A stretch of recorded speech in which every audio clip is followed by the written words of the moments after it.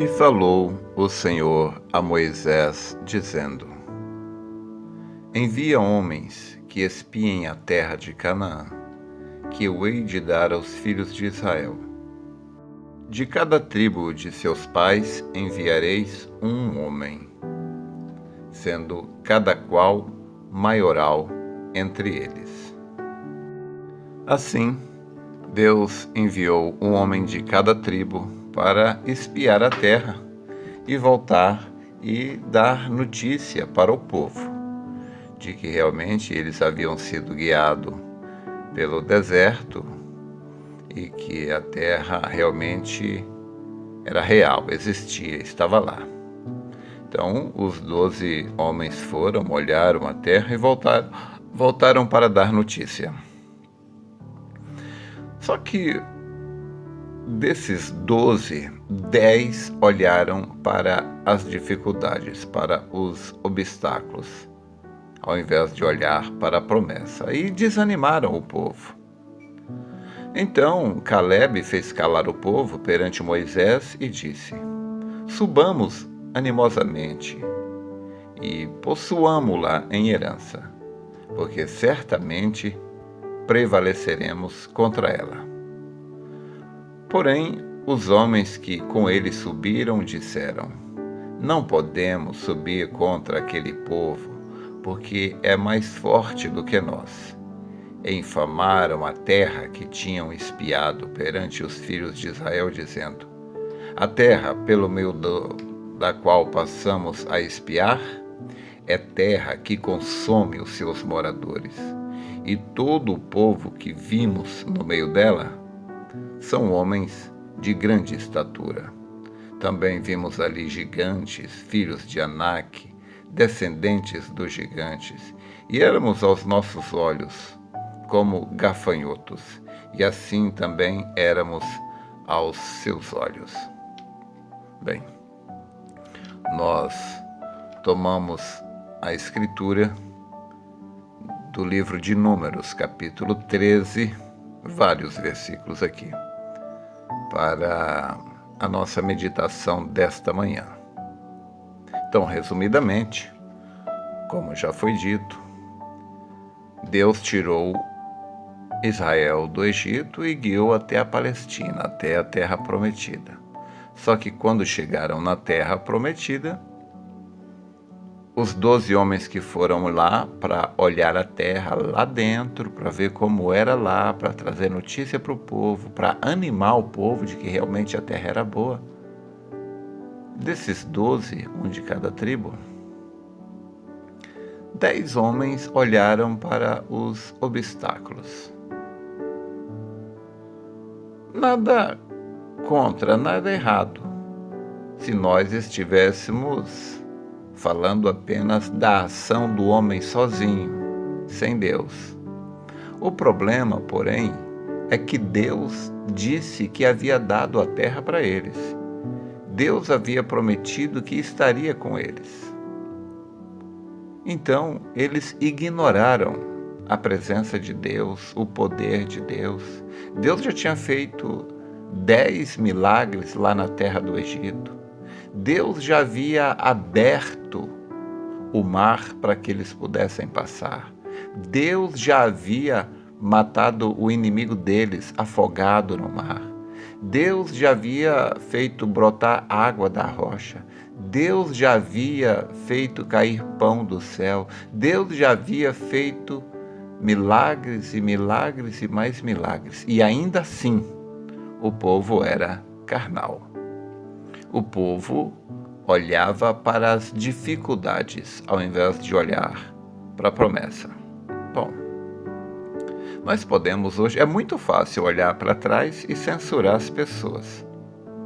Nós podemos crer naquilo que Deus fez no passado. Nós podemos crer naquilo que Deus fará no futuro. Mas temos uma dificuldade enorme em crer no que Deus faz no presente. Então, o grande problema ali de Israel foram aqueles homens que desanimaram o povo. você tem que escolher a pessoa que você para ouvir. Aquela pessoa que você para ouvir, se ela estiver cheia de Deus, como Josué e Caleb, ela te levará à vitória. Mas se ela estiver cheia de espírito mau, como esses 10 espias, ou como Datã, Coré e Abirão.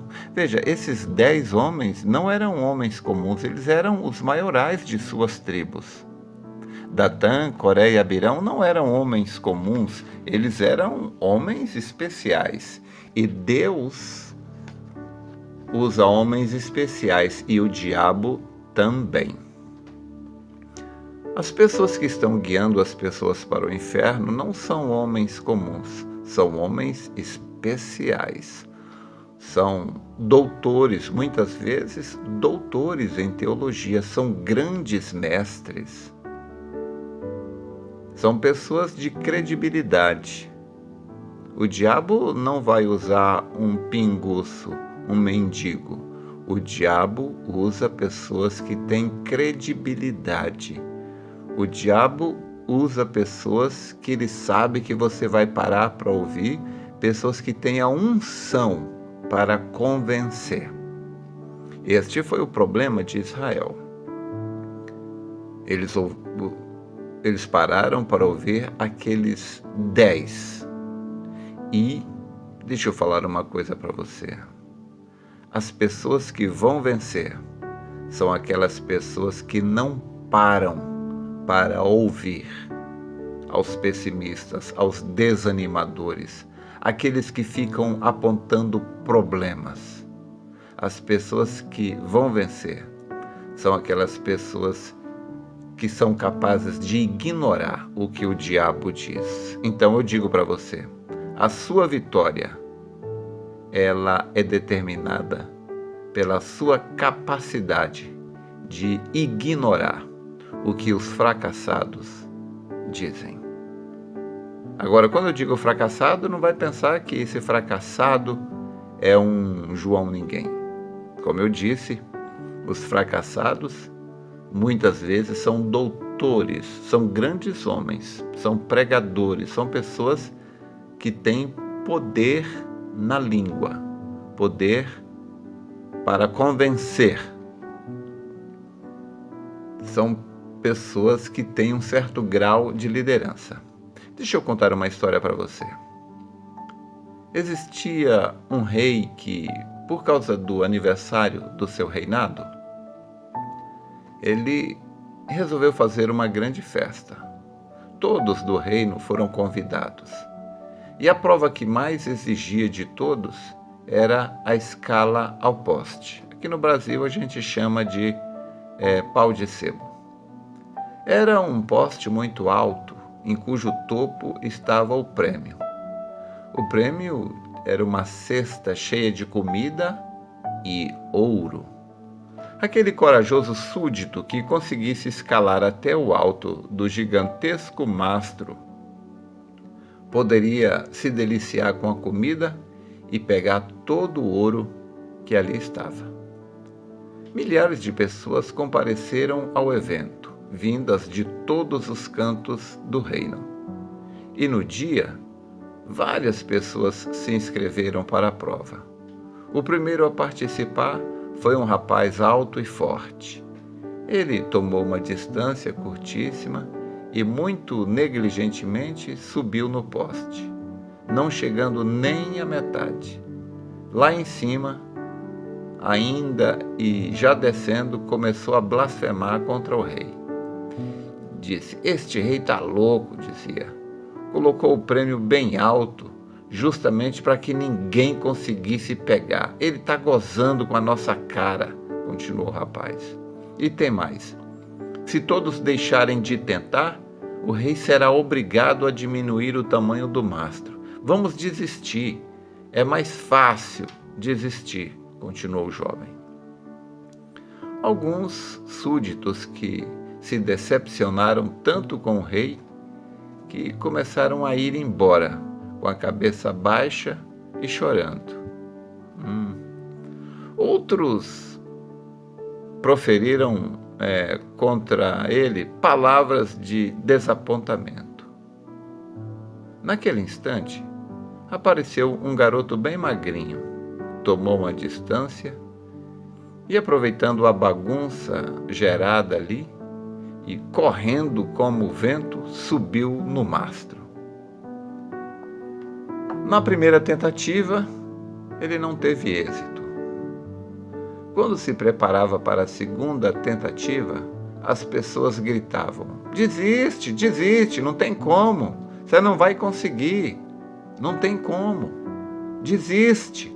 Mas mesmo assim, ele se afastou e, mais convicto do que a primeira vez, subiu rapidamente no mastro e, com muita energia e convicção e num esforço gigantesco, conseguiu alcançar o topo. E ali ele pegou a cesta com o prêmio. Todos ficaram admirados. Uns aplaudiram, outros comentavam sobre a proeza. Um rapaz totalmente rendido pelo fato foi imediatamente procurar a explicação com o pai do garoto, que contava o prêmio de ouro ali e saboreava a comida desejada e distribuía a todos com a maior alegria pela conquista. O pai do garoto, indagado pelo rapaz sobre como e por qual razão o pequeno jovem havia conseguido tamanho feito, como é que ele deu conta de subir ali? Perguntaram ao pai do garoto. E o pai do garoto disse: olha, existem duas coisas que motivaram o meu filho a conquistar o prêmio. A primeira é que ele estava com fome. E a segunda é que ele é surdo. Ele não ouviu ninguém dizer para ele que ele não ia conseguir. Ele não ouviu essas palavras de desânimo que o povo estava falando para ele.